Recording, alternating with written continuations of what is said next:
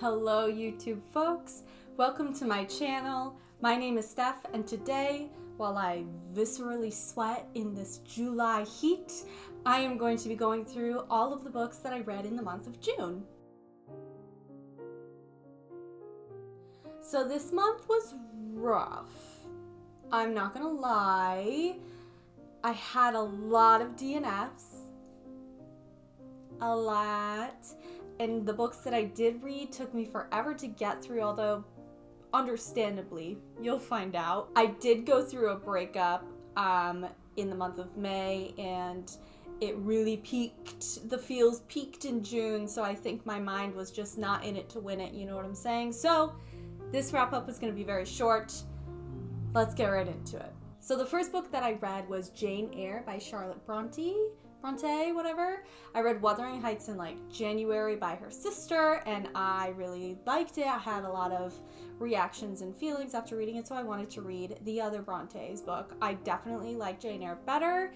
Jane Eyre is a very long, almost full life story about this woman named Jane Eyre, and she is very pious and has a rough upbringing, and it reflects in her behaviors as an adult. She has a very tumultuous relationship with this man who is also pretty troubled, and she kind of gets out of Dodge, and then he has some more life experiences happen to him. And this book was written in the 1800s or something, so it's always really exciting to see a book that is still digestible 200 years later. I gave this one 5 stars. It's definitely a fave of 2024. From the lens of classic literature, right?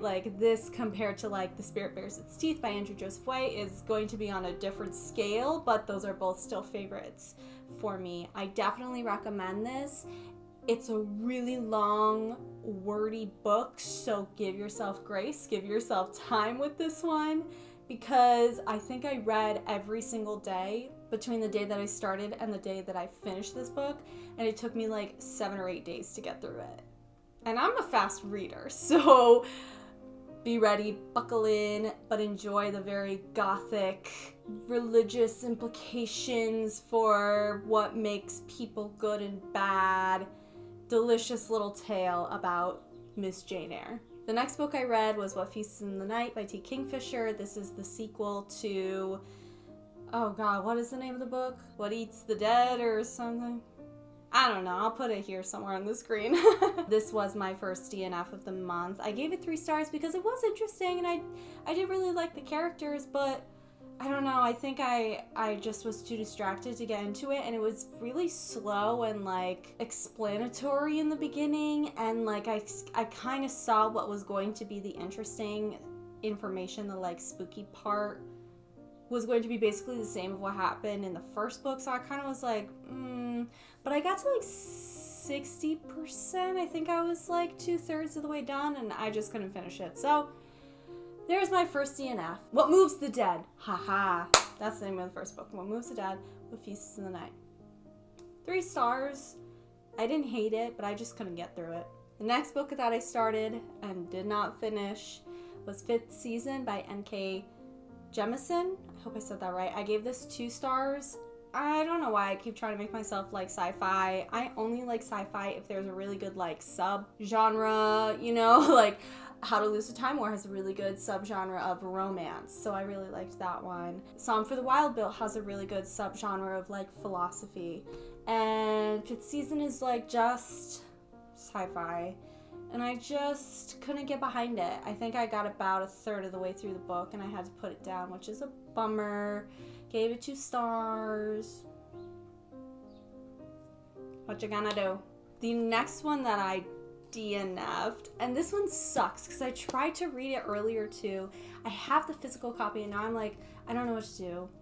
Sorcery of Thorns by Margaret Rogerson. I can't get through this book. I can't do it. And it's not even it's hard. It's not even it's bad or uninteresting. It's magic, it's romance, it's special girl coded, and for some reason I just can't get through it. I don't know.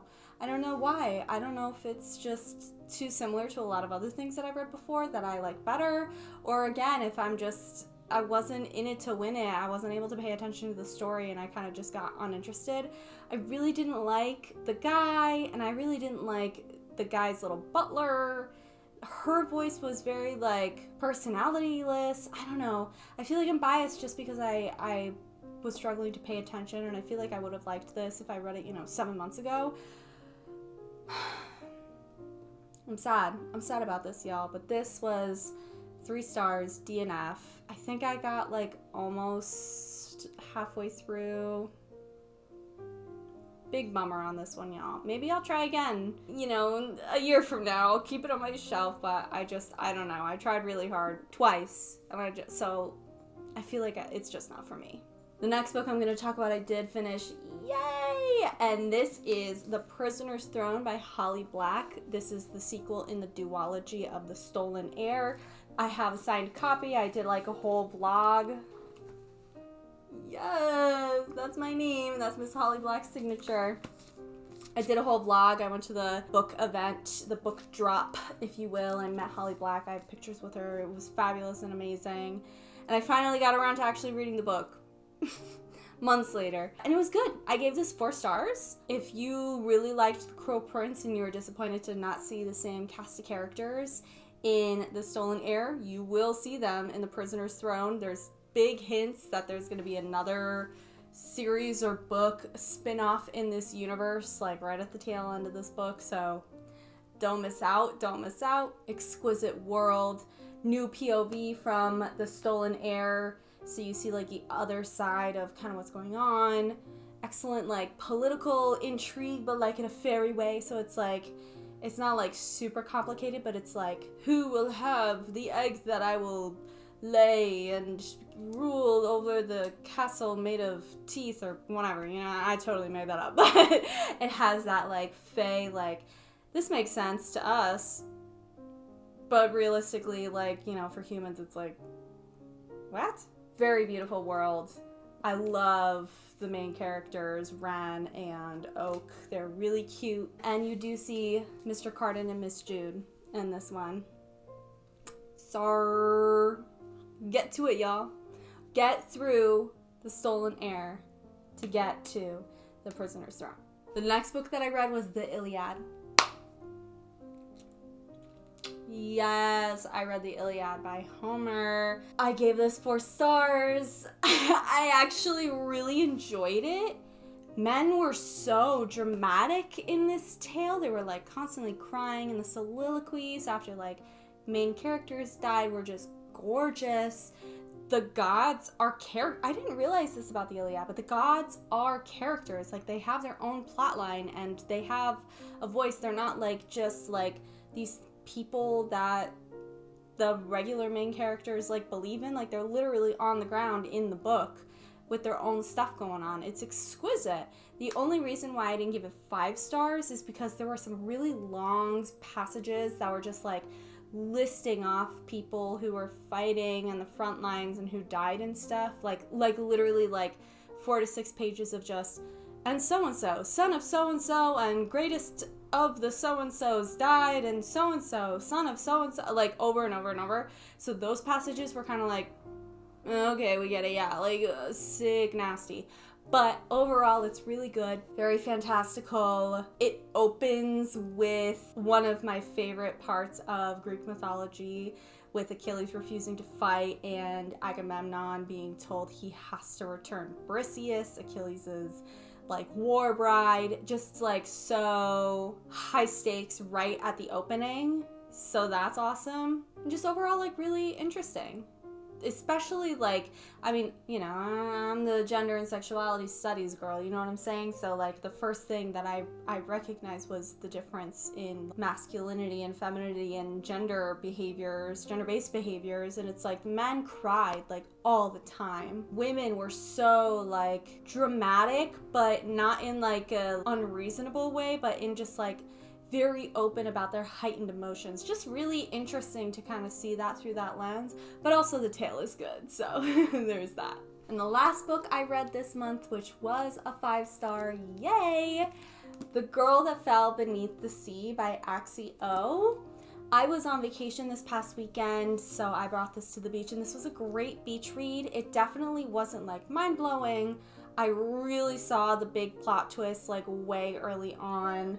It definitely is for a younger audience, but if you're looking for something simple but still really beautiful, I would give this a shot. And it's got excellent folklore in it, lots of stuff pulled from authentic tales. The romance is sweet, the characters are exquisite, it's very Ghibli coded with like soft world building, and it's like, yeah, her soul's a magpie in a cage.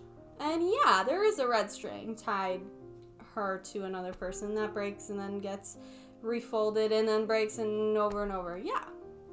Yeah, there is a spirit with a face that's just like a piece of brick with a grandma face painted on it. And like no questions are asked. It's just kind of like the vibe. Really cute, really awesome little tale, but still epic. It's kind of like a combination of Pachinko by Min Jin Lee and Howl's Moving Castle by Diane Jones. If you like those two, I would give this a shot. It is the little love child of those two very excellent works. And that's it. That's all I've read in June. 7 books. Like every month I've read 10 or 11, and this month was just a letdown. And that's including the DNFs. I think I only finished 4 books. I only finished 4 books this month. That's crazy. But I still count DNFs because I did put time into reading big chunks of those books. But that's it. I hope you enjoyed. Feel free to like, comment, subscribe, do whatever you want to do. I am not your mother, and I'll see you in the next one. Bye.